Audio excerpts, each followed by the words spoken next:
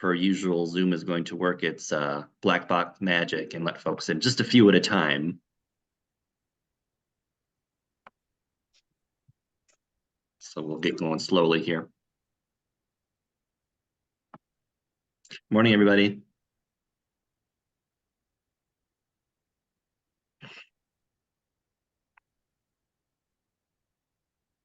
Good to see you. A couple more folks at that hold screen.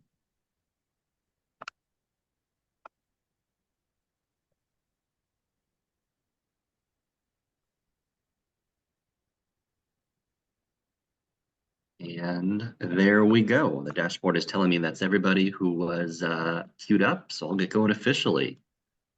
Well, we're nearing the end of our journey, friends. Welcome to this final, which is to say 8th of 8 monthly capital campaign webinars led by Library Strategies through our partnership with ICFL. Excuse me.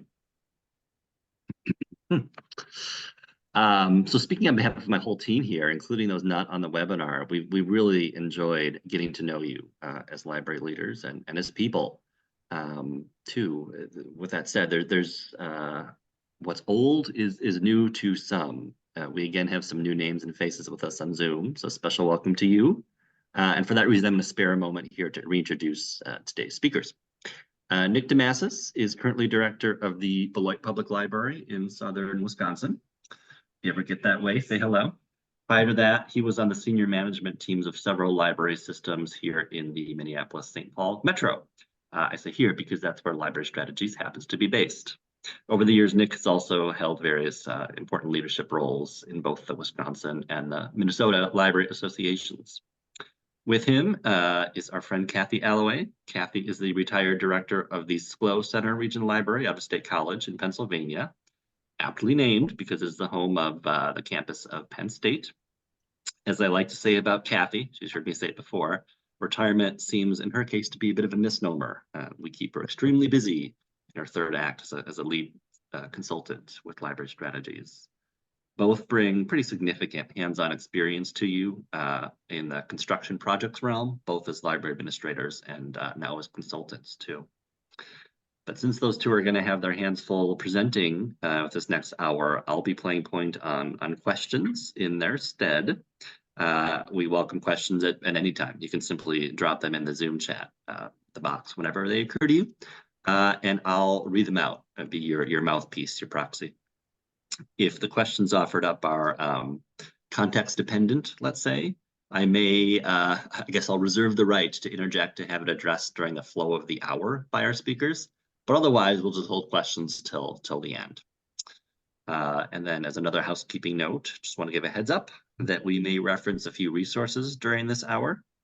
We don't always, but it happens often enough. So watch for an email after the fact, which will include those third-party materials, as well as the usual, a PDF of the slide deck, link to the replay video, and survey link to tell us what you thought about today and about the series more generally, if you've been with us for a while. Kathy, you want to move us ahead to the curriculum slide? Yeah, before I pass the reins to Nick and Kathy to introduce the first of this morning's case studies, I'll take just a moment more to orient us within the larger planned syllabus or curriculum that we're in the home stretch of here. This series started last October, if you can believe it. I hardly can. And we've been covering the phases of a library construction project in sequential order, insofar as that topic lends itself to sequential ordering. We put a bow on that back in March with a deep dive on moving and reopening considerations. A really fun and informative and memorable hour, if I do say so myself. If you missed that, you can find now all of our previous webinars and accompanying resources archived on ICFL's webinar, and also the Moodle course portal they have created for this curriculum. By design, we are devoting these last two webinars, which is to say April's and also today's, to illustrative stories from the field that show in action some of the principles and the practices that we've been covering these past months. Today's focus is on project financing, since we've heard from many of you that more attention on fundraising would be greatly appreciated, and we are more than happy to oblige. So that's enough preliminaries from me, because I know we're working with finite time. So I will happily pass the reins, and for the moment at least, put myself on mute. I just want to make a note that I'm having occasional freezing of Zoom on my. Well, case in point. As if to illustrate the point, yes. Right on cue. Well, this is, let me do the If I topics. don't respond to. Yep. So the topics, general overview here. We're going to talk about the capital plan. As you're looking forward, what is it that you have to, the pieces that you have to have in place? The finances, of course, that's the big question, is where do we get the money?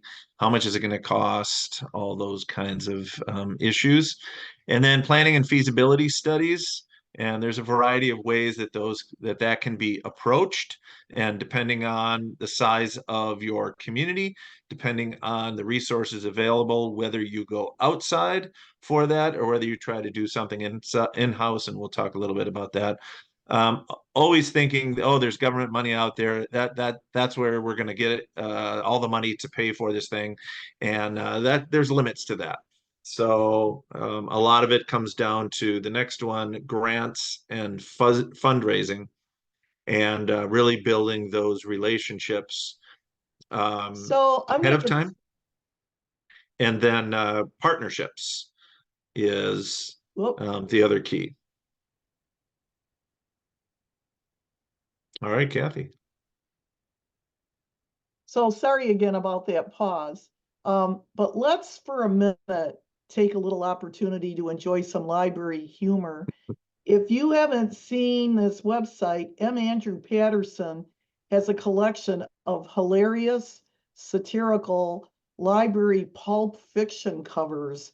And I try to use one every time I teach or present.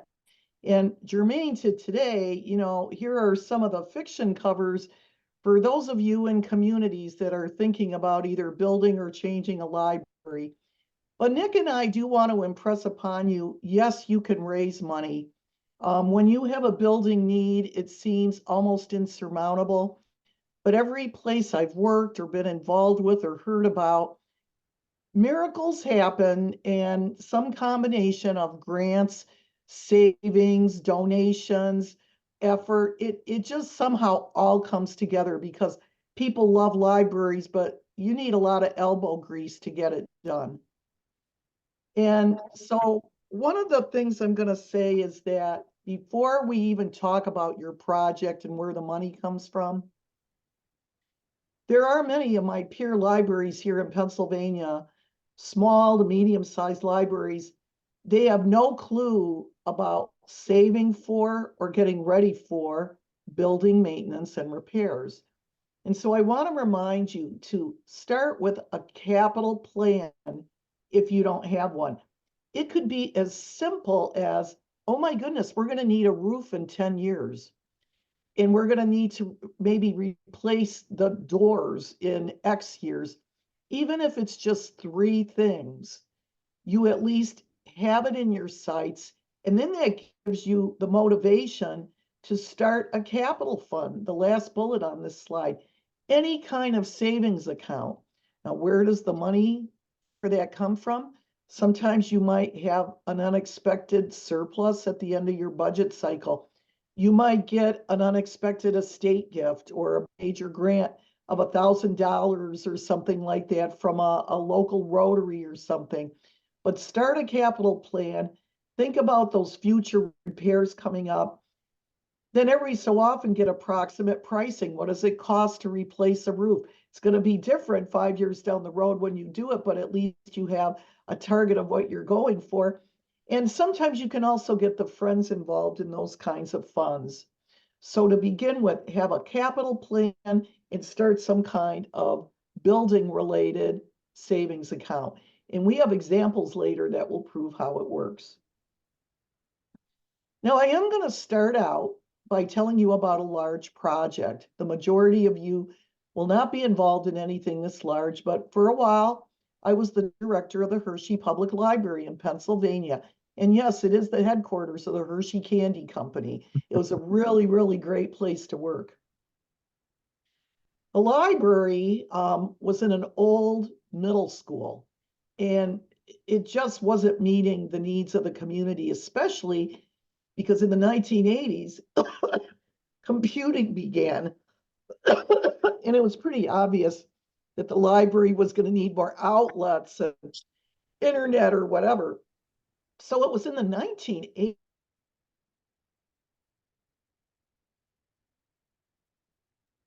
Don't worry, she'll pop back in. Finally, at the end, Dairy, which is Hershey, started a long range plan looking at the parks and everything. In 1992, they finally did a feasibility study, got the architect's plan, and then in 1997, this building was built. It was a $4.5 million project at the time. We helped raise over $650,000 in a capital campaign.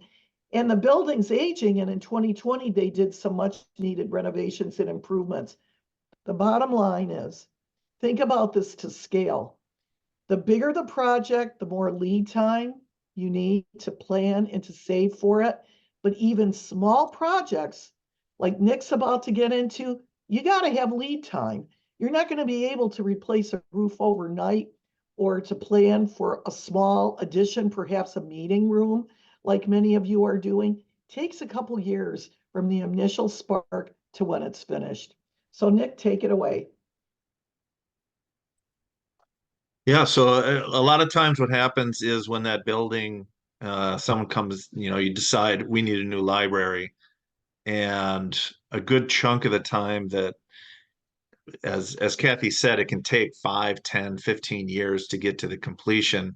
And that's because whenever, at every point you start at, if you haven't built the relationships and done the homework before that, that's ground zero. And then you're going to spend a few years just trying to get those pieces in place. So here, before the ask, before you start going and asking for money, and whether that's from private donors or whether you start looking at grants, you're still a long ways away from being able to determine what it's going to cost to be able to ask for it so you can still spend it in time. If you're just deciding at this moment, okay, we're going to move ahead with this, but we haven't done any of the groundwork. So environmental scan and relationships, if we were in person, I'd say, does everyone raise your hand if you know what an environmental scan is? And essentially that is you're looking around you, you're looking across the environment, across the landscape of the other organizations, of all the kind of SWOT sort of things, the strengths and weaknesses, some of the threats that may be coming down the line, in the environment, not just library related, but in the community, nationally, all those kinds of things, and taking a look around. So we're getting our head up out of the books and really taking a look around at our community and the environment around us. So one of those is the goals of the community. Do you know what the goals of your community is? And this can be in very broad terms. It can be, are you a growth area? Is it really about building development? We're working with a library right now that says we have a historic downtown and we want to keep it that way. We have the new development 10, 15 miles away, and we want to go shop at Home Depot and Walmart and all those, but we want to maintain our historic center and that. So that's a goal of the community. And how does the relationship, I'm sorry, how does the library fit within that goal? And then look at other goals. Is it education? Is your school district not getting good, doesn't have good scores in the outcomes, or is it an outstanding school district? Those are two different goals of the community and how the library can help those. Is it social services? No, we don't have any of those social issues in our community. Or you know what, we have a lot of those social issues. And then how you can be able to tap into those, move the community forward through building a new library, expanding the library, improving, renovating, whatever it might be. And then you also have to look at the library in comparison with your other government partners. So again, another library I'm working with, and everything's just cramped in the for the staff at the library. So the question is, what is it like for City Hall? What does City Hall employees do? How about Public Works? How about the police, the fire? What is their in work environments like. So is everybody working in these kinds of places? We talked to one or two of the folks that I think are on the line, and same kind of thing is if your facility, how does your facility compare with those other agencies? Because you can't go out and start saying we deserve a new library if everyone else is kind of working in the same kind of atmosphere and environment as you are. The reality of local economic conditions or environment, is there what's the economy like, the larger economy, what's the tax base, all those kinds of things. That's the reality of the finance for the city or the county or whatever it is, whoever it is that you'd be working with. That's vital, because if you are going to be looking for funds, and you're going to need your municipality or your county to be a partner on it, and you need to build up that relationship with them so that you are saying we're moving the community forward, we're helping with your goals, but you also have to be realistic about what the local economic environment is. And it isn't just what the city administrator or the mayor or city council says it is. You have to really know, is that what it is? Because they may try to put off, whether it's the library or some other, yeah, we just don't have the money. Well, do you? Or because you've funded all these other things, and we're also an equal partner at this table. And then there's the relationship building, and part of that comes from just working through the above. So as you start to look at what the goals are of the community, you're having conversations with those other, whether it's the city, county, other staff, whether it's elected officials, or whether it's leaders of other organizations. You've begun building relationships simply by asking the questions and saying, how can we help with what you need to accomplish and what your mission is? And then the last is, hopefully all of you have a strategic plan. Sometimes those are required by by either the regional library or the state library or something like that. But if not, do you have a strategic plan? And that's very important. I'll talk a little bit about that later. It doesn't have to be a huge strategic plan. It could be a 1 year, could be a 3 year, anything, whatever it is that just lets everyone know that you know what you're trying to, where you're heading. Next slide. So the partnerships, and I'm sure some of you have stories that you can tell as well, but who else needs a new facility?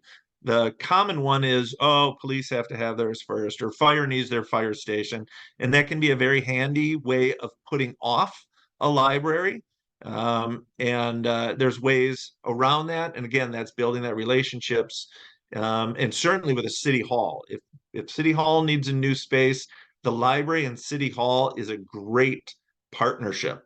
And then you've also sort of telegraphed that, hey, I'm here not just to look for a building for us, but for both of us. And the public can often respond to referendums where a library is a part of it more favorably than if it's just a city hall, because they say, oh, they're just trying to enrich themselves and give themselves a nice place to be in. But when the library is associated with it, that can often get them over the finish line. And so don't underestimate the value and the leverage of the library in those partnerships, and make sure you're getting the spaces and all those other things that you would need while co-locating. Whose resources can be showcased at your library? And so that, again, as you've done your environmental scan and looked at the other organizations, and now you're looking at partnerships, because as you've done that, you start to go, oh, you know what? The food shelf, we'll just call it that, however that is in your community, the food shelf, we could put some of their items in the library and have a sign up, and and here's a partnership with them with their logo and that. And now we are showcasing some of their resources. Another way to showcase is just by having those groups have their meetings in the library, because then you get identified with that. You are a problem solver for the community. You're a conduit for solving a lot of these issues. And you're not just saying, the collections, we're all about the collections, we're only about library things. And then last, whose services can be delivered at the library? And I'll give an example from my library, just because we have been in a position to do this, and we've just gone fully into it. We have the Department of Workforce Development has 3 staff that we've invited in. We get a little money for them having desks in the library, but they also have one of their staff members always in our computer lab providing unemployment insurance help. So you get asked all these questions. At a library, the reference desk has to answer all these questions. But when you start inviting in others to deliver their services, now the public is getting the expertise of those individuals.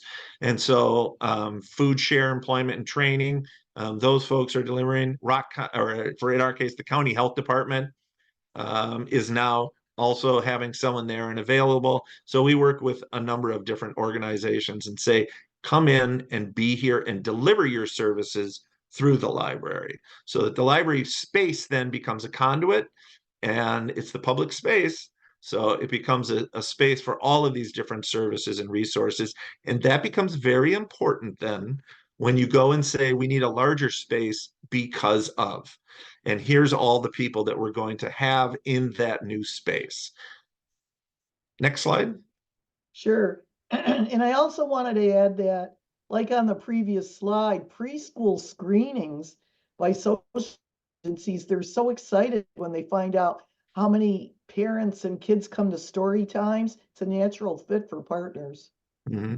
Yeah, and sticking with educate FAFSA, in some of those trainings, the local community college or whoever might be offering any of those kinds of um, informational sessions, try to get them into the library. I know it doesn't always mean that your spaces can accommodate that, but maybe the whole library becomes that then. Maybe it's just dropped right in the middle of the library for that hour or two, and people walking in to do other things are going, what is this about? Oh my gosh. And then they leave thinking, even if they leave saying, well, that was inconvenient for me, they leave knowing that the library was there solving problems for others in the community. So here we talk about feasibility study. I think you're at least familiar with the word. Is it feasible for us to embark on this project? Is there going to be the money in the community, and whether that's through public dollars, but often the feasibility study is a way of digging into the private sector and saying, are there donors out there that will contribute to this? And then the second question that is asked in the feasibility study is, if you think this is a good project and you think you would be donating to it, about how much would you? So that it's not making the ask, but it's about how much. And then at the end of that, you total it all up and you see how much, how big of a project the local community and the dollars can fund. So that's a traditional feasibility study. Underneath that, there I have community readiness study. We ourselves are looking at going on to doing about a $5 million project. And what I discovered as where we were interviewing different candidates, consultants for the capital campaign, is there a lot of them are calling it community readiness study. I think, and this is me, I think that feasibility, people over time has gotten a reputation of, oh, they're just trying to get money to tell us things that we already know.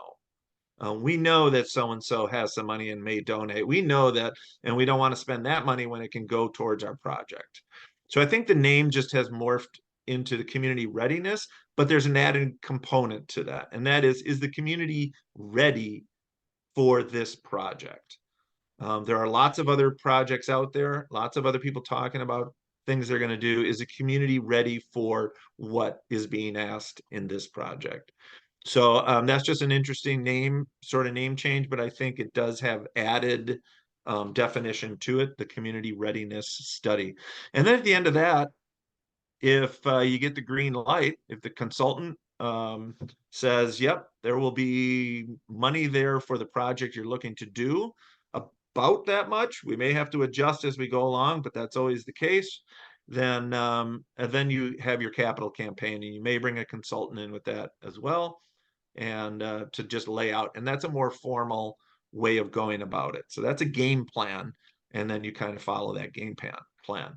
But a consultant cannot come in and raise that money if you haven't laid the groundwork, because they're not going to give the money to the consultant. They're going to give it to you and your project and the people that benefit from that. So all of that other stuff, the relationship building, has to happen first. And then lastly, there is in-house studies. Okay, consultants cost money. Maybe we can't do this big community readiness study. How can we do it in-house? And so there are techniques, and that just there's a process that you can do that would be very similar to what a consultant does. And then you can do that and kind of at least get up to the starting line. And oftentimes, I was just having this conversation. I'm at a conference right now, and I was just having this conversation around a table at breakfast about, it's the chicken and the egg. How do we, do we pump a bunch of money in to a consultant, feasibility study before we know if we can do it, or do we wait until we know we can do it and then we put the money into it? And an in-house study can maybe get you a little further along that line. Again, though, building relationships along the way. Next. So obviously, a lot of you out there are saying a $5 million project, 10 million, whatever that is. Gee, isn't that lovely? But we were there in Boise. We met with a lot of you. We know, where you're coming from, where you're located in that. And so a small library planning. How can we do the things that I just mentioned up above, but still on a smaller scale or in-house? So first of all, a strategic plan. No, you can't blame anyone if you don't have a strategic plan. It isn't, oh, they didn't give us one, they didn't have this. You can say that with money, but you can't say that about the strategic plan. So you're all library leaders. You know whether you have a strategic plan or whether you need to create one, and or how to find out how to do that. But if you're looking at a construction project, you want your strategic plan then to be leading towards in that direction. Because if you've already thought of that, chances that's where you need to be going. So the strategic plan also needs to tell that story, a truthful story, but tell the story. How valued is the library by the community? You should have a sense of that. Do they think it's a waste of money? And that's why we sit in this dungeon all the time? Or do they love it, but say, oh, we don't have the money? Those are two different things. So how valued is a library by the community? And that you can determine that also by having those conversations and by starting to float the idea that you need something. We are looking at this project because they can all say they love you until you ask for something. So you start floating the idea of a project. We're thinking of doing this, and then you'll start to hear honestly how people value the library. I mentioned this before. How does it compare to other public services in the community? Are those services being delivered? It's not just the offices that those people are in, but how are those services being delivered? Are the streets being cleared of snow every day, or do they not have money for that and no money for salt? So how does it compare to the other services in the community, what you're doing? Will partnerships increase its value? And that's supposed to be success, sorry. So increase its value and success. And if that's true, then you need to get those partnerships. And my guess is it's true, because that's what funders are really looking for, private and otherwise, is how are you poking at multiple problems with other organizations? How are you partnering? And then, of course, you have to, is there potential public and private funding? As Kathy said, miracles can happen, but the miracles oftentimes are at the end of the planning and the kinds of preparation that you've been doing, and then it falls into place. Who are your library champions? And that, of course, is very important. And a library champion isn't necessarily that person that comes in every day and checks out a book. Your library champion, so you have to find who those people are. They may not even be interested in using the library. Maybe they don't need to, but what they do is they love what the library does. They love what it stands for. They love how it's helping the community, how it helped their kids, their grandkids, whatever it might be. Find those are your library champions that have influence in the community. And then I just go for it, and certainly don't hesitate because there are other projects in the community, unless they've come to you and said, should we put ours on hold for you, which I've never had anybody ask me, is this right? Are your library champions saying they want it? Are your donors saying we would put money towards this? Then go for it. And I think that those steps right there and the previous ones, once you've got that and taken the view, again, head up out of the book and really looking at the community and how the library can move the community forward, you've already increased your chances exponentially. So I know now you're asking, where's the money? And we're going to talk you through these illustrations. Nick, I want you to jump in, wherever you can. And the first step is, even though we've cautioned you that government funding is not the sole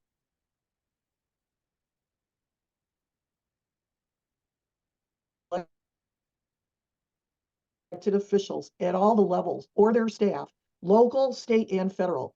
For example, when I started this project with all of you and I found out that this was COVID related capital money, I went back and told our state library. I didn't hear anything about libraries being able to use COVID capital money. It made perfect sense. There are other states where some of the federal rural broadband dollars have been given to libraries who have an IT department that is willing to extend the internet the final mile to local businesses or homes. So you never know when there could be a non-library type of government grant out there that somehow you can attach yourself to. So again, the most important thing about that is go beyond libraries and literacies and see what grants are out there, because many of you do play important alternate service roles in your community.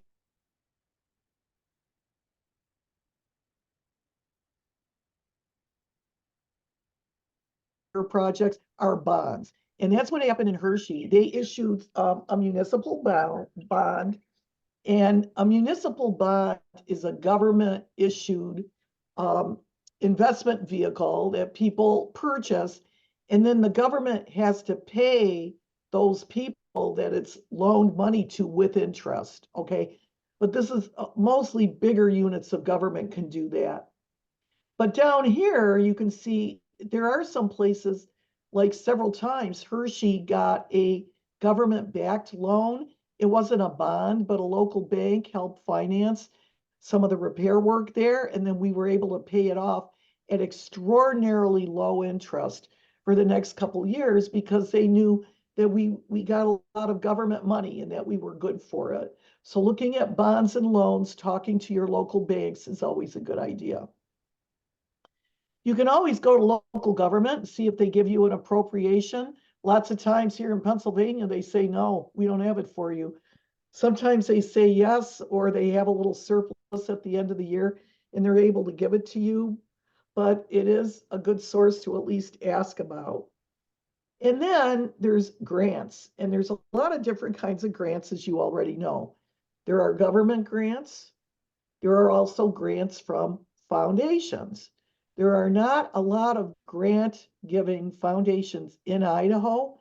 There is this resource called the Foundation Directory where you can look up these institutions that grant money to nonprofits. Many times there are strings attached, and they're also tied to a specific geographic entity, but it doesn't hurt to do that type of research. And then, if you don't know about this already, there's an investment fee.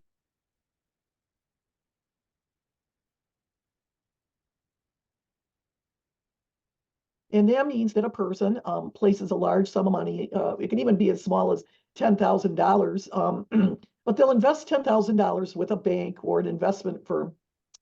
And there are tax advantages to them, and that's the fund out of which they make their charitable donations.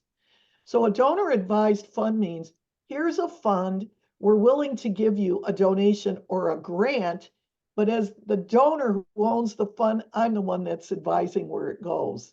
It's not like when you give to the United Way and a panel decides how the money's going to be distributed.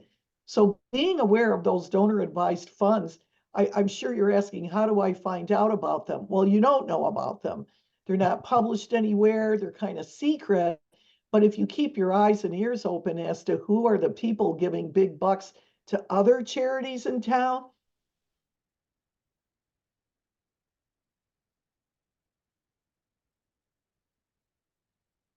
are likely to have a donor advised fund. Kathy, can I tell a little story on this? Yeah, So yeah. with this side, okay, and I'm also going to show that I don't always walk the talk. And so with this project that I've been talking about, it's doubling the size of our children's area. We're calling it Discovery Place. And, we came up with the name and the project long. I just started telling everyone we were going to do this. And I have people now, hey, have you started it? Is it already being built? Did you guys finish it? Because I've been talking about it for 2 years. And then we did our research and we went out and visited some children's museums and got that. And it's built up over time. We've had committees. And here's where I the county, as Kathy said, some of this ARPA dollars are left over. Now, this is that where things can just fall. If you've done your legwork, all of a sudden things can just kind of fall from the sky a little bit. So I heard that the county was looking at a request from a neighboring city that wanted $500,000 for a new hockey rink and for their like minor league hockey team. And I thought, well, okay, there's probably problems with. I mean, there's people that aren't going to want to give money to that kind of a for-profit thing. So I thought, all right, let's go in and present. I had a county commissioner who's a friend, and I said, what do you think about this? Let's go ask for the 500, and we'll take it from them. And so I went in with the city administrator. He presented what the city is doing. I presented on this project, and and at the next meeting was the budget approval, and we got $500,000, and the skating rink did not. Now, there's a little bit of competitive juices about that, and there's more story there, but that was just seeing an opportunity. Now, where I haven't walked the talk on that is that was the first time I presented to the county. So I knew some of the people, but real all connected relationships with the city and that, but I never really had occasion to go to the county board. There was there was a little bit of craziness there and that kind of thing that can happen. But they were absolutely wonderful. I went that one time and got it that one time. So I'm not walking the talk because I didn't build the relationships with the county board, 29 members. But I did see the opportunity because I had laid that groundwork to go in. And I mean, it just sounds rude, but to sort of swoop that money away to our project, which was for the children. It was free compared to an ice arena that was going to cost money, etc. So those are the kind of things as you do your environmental scan and that, and you know what's going on, you're ready to make that move and take advantage of what was ARPA dollars, which is a one-time. They didn't just have that money sitting out there, but they need to get rid of it too. So that's another opportunity if you're set up is having ARPA dollars that a local or state government. And I'll just one more That's a great example. example. Another one is that ARPA dollars from the state. The governor said, "Here's $50 million I need to give to projects, libraries. Yeah, you're one of them. Anybody, it was really an open kind of cattle call, and we just weren't there. You needed to have half in the bank. So my one big funder, I was thinking, ooh, sense of urgency is great. So if I can go to her and say, if you give us this, what was it, I think we need 1.5 million, then we have a shot at this. And the timing wasn't right, so we did not apply for that. But now there's something else that's coming down the pike and that we can do. So again, it's just being in a position, having your ground game in order so that you're ready to move when you can. Great, that was good examples. And here's a couple more. I reached out to my friends in the library community here in Pennsylvania. And this is a story about the Osterhout Free Library. It's medium size. It's in the Wilkes-Barre, Pennsylvania area. They are in a very old historic building. And a number of years ago, they saw an opportunity and they have these historic stained glass windows. And they did a fundraiser where they had people donate a certain level of money so that their name could be on a sign near the stained glass window. but they put that money into the seed fund, the capital fund for future work. So, and oh, by the way, other libraries that do things like this might do things like sell bricks that go in the sidewalk. It might cost the library $110 per engraved brick, but you charge each donor 200 and you put the profit in this, future capital needs fund, okay? Well, they found that they needed to replace their windows, their flooring, and their roof. And they knew it was coming, and they figured that why don't we just get this all done in the same year? So they did get a Pennsylvania state grant of $157,500 to do this work. But with our state Keystone grants for library construction projects, you must have a match, okay? Well, the match came from the funds they invested from selling those donor names near the stained glass window. So that's how it works. They were able to get this improved flooring. They were able to get much better windows. These are much more energy efficient because they thought ahead. They knew it was coming down the pike and they saved money.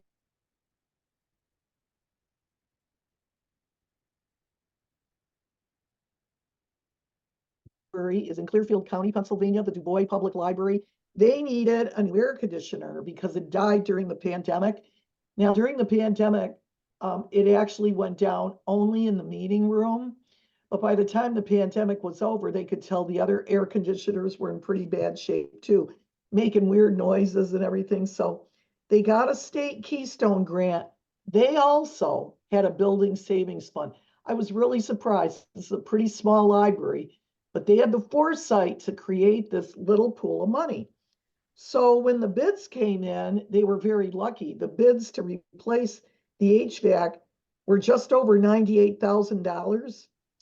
And so I will say that the Board of Trustees did go to the city of Du Bois and say, can you pitch in for the HVAC? They didn't necessarily tell them that they had the matching money in a fund because they want to preserve the fund for other emergencies. They didn't want to deplete it. But, the city said we're unable to assist. They had some other problems. So now that they had to pull a lot of money from the building fund, they have to replenish it. And the Board of Trustees is thinking about doing some fundraising, capital appeal to replenish the money in the fund because people do understand on a basic level. You know what? This is an aging building. The library may have to make some emergency repairs, and I'm willing to give a little money to that pool. So my friend Becky McTavish did a great job in Du Bois. I told her I'd say her name, and that's how it worked on her situation. So let's talk for a minute about emergencies and repairs. I've lived through several floods and other emergencies at buildings, including vandalism. And let me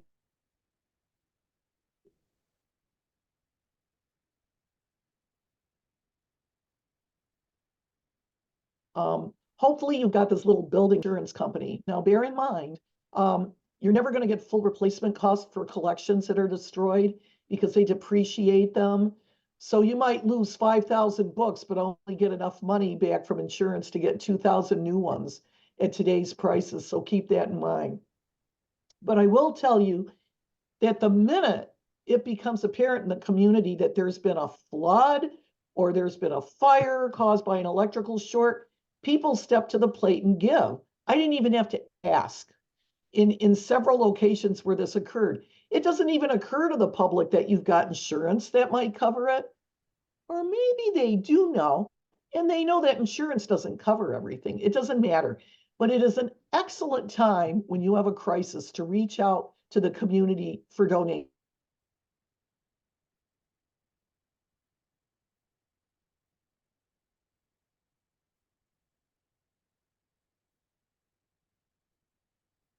Prone or wildfire potential areas, you need to stay in close touch with your insurance company because more and more companies are dropping policies, especially in California, where they're prone to wildfires. I know friends whose personal homes and librarians whose libraries are now not insurable because of the climate related risks. So keep that in mind. Another good reason for you to have that building fund. So with that, we thank you and we would welcome your questions. I believe they're going to be coming in the chat. And I'm going to take this maybe back to another slide that people might have questions about. Here we go. Okay, David, any questions? Yes, indeed. In fact, we have a fair few with this group at this point. I shouldn't be surprised, but impressed nevertheless, because just by the nature of case studies, you didn't know what would be presented. So you didn't have as much runway to pre-think your questions, but you delivered all the same. So this first question kind of came from the top of the hour, but it was a topic that you also circled back to at the end, Kathy, about the potential and the advisability of a capital fund or a building related savings fund before any need is apparent. And in this particular case, sounds like the library does not have a friends. How would presumably the director, who's forward thinking, get their board and other stakeholders on board with the idea of a building related savings fund when there's no crisis imminent and the board is just not generally that forward thinking? Well, and I want Nick to weigh in too. Mhm. You have to have the evidence that you need this money. And so you do that with the capital plan. And you can ask for free help if it's possible from school district or local municipal public works people, or you may need to hire.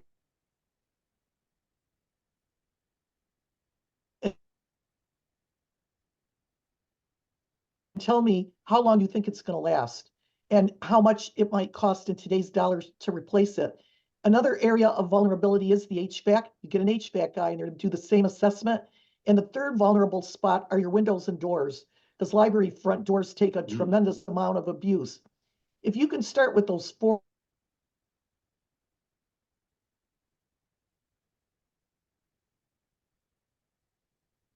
costs, and then sell the need for a capital fund, I think, to your board and community.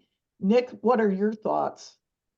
Yeah, and that whole the capital plan is also in a sense a needs assessment. That's also in a sense is laying groundwork for whether you need whatever kind of capital improvements you need to make in the future. So HVAC and just the basic functioning of it is one thing, and then there's also well, how are we really responding? How is the building need to respond to what the community needs now and the delivery of library services? So I say two things, and it's kind of a tricky one because the public may say we're not paying for the HVAC. We're gonna, or your found we're not gonna raise money for an HVAC system, but we'd raise money for an expansion. That's what is it for? It's for a children's program room. And what are you gonna program in there? Oh my gosh, now that has a story. HVACs don't have stories, so that's also part of that capital plan. And thinking through this is our audience the city on these items, and is it private fundraising on some of these other items? And it's all going to be dependent on the people. You can find a friends or found friends or foundation, they'll say we want to buy new furniture, and others that will say furniture is not our job, and that, so it's very localized that way. But as Kathy said, having a capital plan that starts to delineate and takes into the local, I don't know, mindset's not the right word, but attitudes towards these kinds of different things is vital. But you're right. Just one last thing. You're right. Without a sense of urgency, it does everything. It's a little bit harder. There are some people that will say, "Oh, you should have been planning and get an Excel spreadsheet, and you have your volunteers all fill it out on the day they're going to come, and they're going to come." And you just know in the real world that that's not how that works. Mm-hmm. Seems like there's an element of damned if you do, damned if you don't in it. So it goes. And Kathy, yeah, to your point, you did break up for us just a minute there. So I think you had been naming four things. So you talked about the use and abuse of doors, the HVAC. What were the other two? Could you repeat? Oh, it was the roof, the HVAC, the doors and windows. The windows. Okay, And I think that's the actually, one I we should missed. add to that, I bet you'd agree, Nick, carpeting. Not only does Mm, carpeting take a lot of wear and staining, but if it gets wet there too because of a small roof leak or something, you got a major mess and you need money for that. good Yeah. point.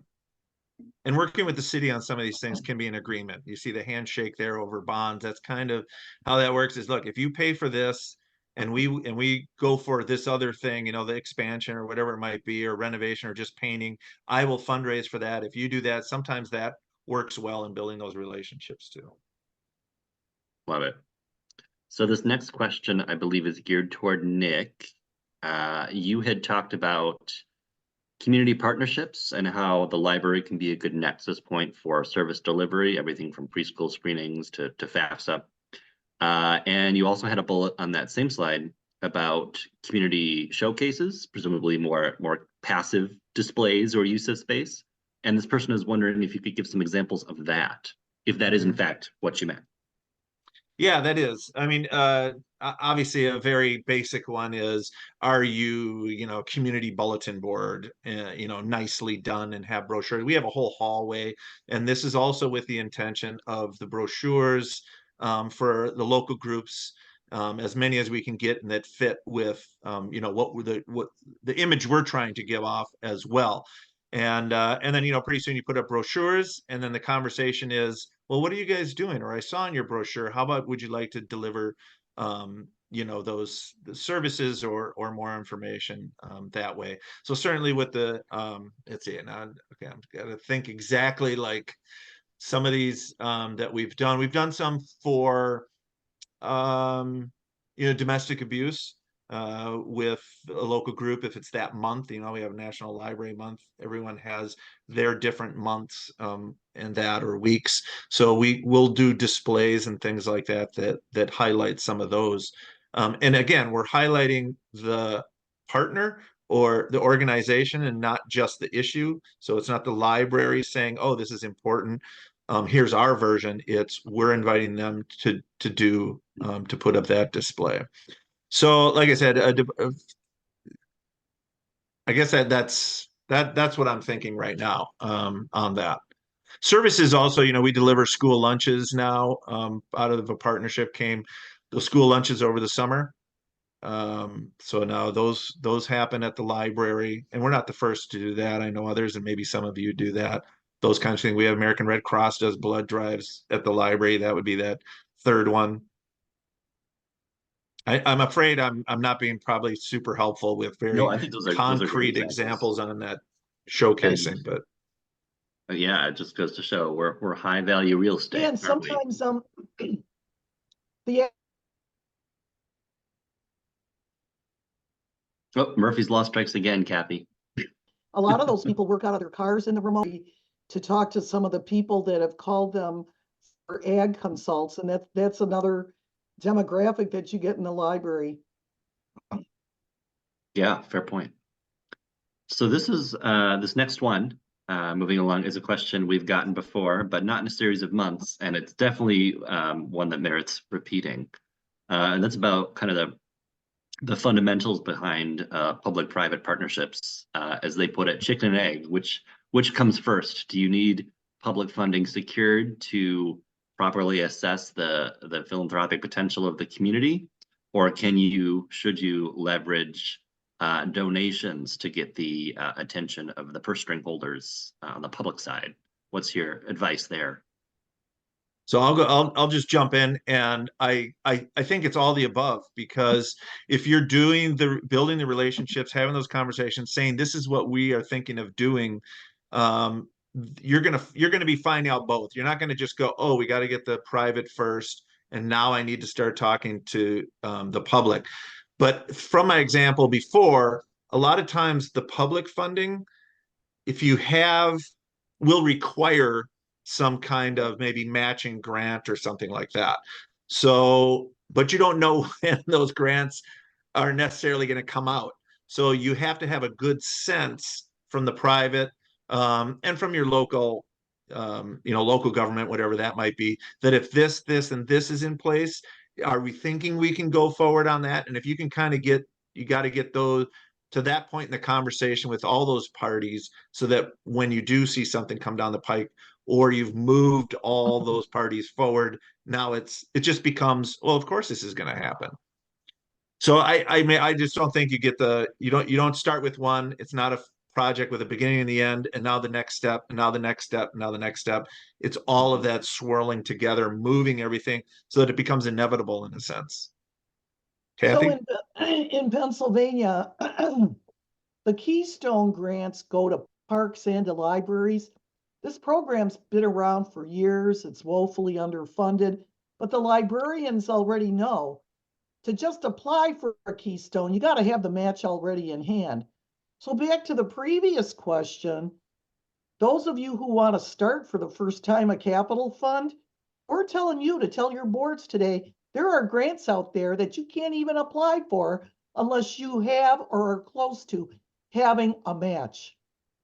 By the way, some people are able to use,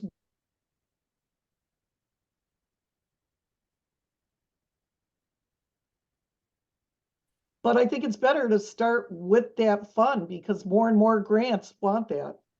Yeah. And in the private side too, it's you don't want to make your ask right away. You really have to have the if this, if that happened, if this, I just want to update you. Here's where we're heading. Here's a new thing. You got to get that relationship along before you finally say, all right, it's showtime. I need to ask you for money. How much are you willing to put towards this? Great, thank you. And thanks to, I forget who that was, Greta or Laura, for asking the question. And I think that chicken and egg analogy is an apt. For anyone who as Nick underscored there's a lot of nuance here. If you want to go back to webinars 2 and 3 in this series, there's more content that both directly and indirectly speaks to the public-private partnerships and perhaps where to begin. So this next question might be the last question we have time for, depending, is, I forget which of you first, I think Nick had mentioned the viability and in some cases the attractiveness of mixed use public facilities, city hall, library, or perhaps a community library. And this person is wondering if you know of any, and I'm sorry, I'm paraphrasing here. So there was a bit about, hey, occasionally we see that in Library Journal or some other spotlight, but you can't really search those sources for comparable projects. Wondering if you're aware of any go-to resources to learn about mixed use facilities that might be a little more apples to apples and reliable from a research perspective. Okay. So one would be articles because they do come up time and again. My guess is is a book or two out there. And probably that could be something that could be put into an email that we send later. But part of it is just working on a few myself and then knowing others that have done it that either have been colleagues at other libraries or whatnot. So I think way back in the fall when we did one, I gave the example of it was that knowing all the chess moves that people were going to make, the developer, the city hall, the library, everyone that wanted something, and knowing what that something is turned into the developer gave a chunk of land for a new city hall and library. They got the old city hall. The library was going to be up on the second floor. I said, no, it's got to be on the first floor. Oh, by the way, we want bigger windows because it's looking out, those kinds of things that you can't really, there's not a chapter in a book that says that's how that goes down. So it's being that aware of that you can do that and that those partners, who are those in your community that may go, ooh, I never thought of that. And give me an example of that. And then there's examples out there, and we can certainly provide. Victoria was the one that I was on. There's one in Scott County, and that was with the city and that. And then what they did there is say, okay, you can drop off, you can, because libraries are open longer hours than a lot of these city departments. So you can drop off your taxes, you can drop off, whatever, make your payments on the library half. And so it helped the city and everyone else do that. Melissa, I think in an early one, talked about a senior housing above the library. So again, this is the library that is providing leverage with its image and its services, and the fact that it's loved by the community and what it does for these other entities. So they're really attaching on to us, even though we may be the ones starting the conversation. Yeah, I Love it. agree. There's no centralized place, but if you can locate a couple projects, and I see that someone put one in the chat, usually those people know they called other multi-use building people. One word of advice, if you're going to be in a multi-use building, have a meeting room that is only libraries, because libraries I know that are in joint use facilities and they decide to share a meeting room, bad idea. Well, at least in the conversation up front, saying we're going to use the chambers, the city council chambers for Because kid there's too many programming, conflicts that goes a every long time. way, though. Carve out the only meeting room space. Right, right. And Before Kathy's you're alluding bait to a and comment. switch, Kathy, right? Kathy was referencing a comment that Lynn put in the chat about Missoula being a great comp for libraries in Idaho.